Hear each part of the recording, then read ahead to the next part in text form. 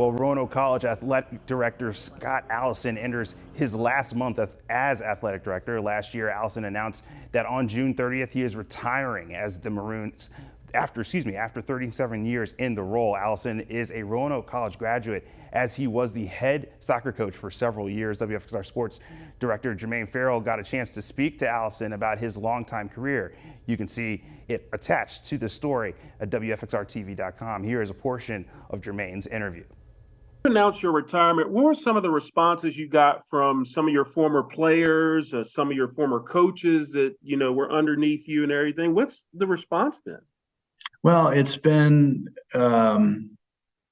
heartwarming. I've received a number of personal notes, phone calls, texts, Facebook posts, et cetera, et cetera. It was just overwhelming, and the amount of love and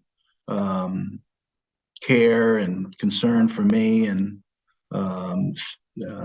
expressions of thanks.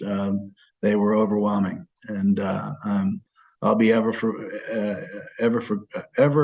grateful for it. It was emotional when you do something as long as this, and the reality of it being over starts to sink in. And there's got to be some emotion if you care and you're passionate about what you do. And there has been some emotion.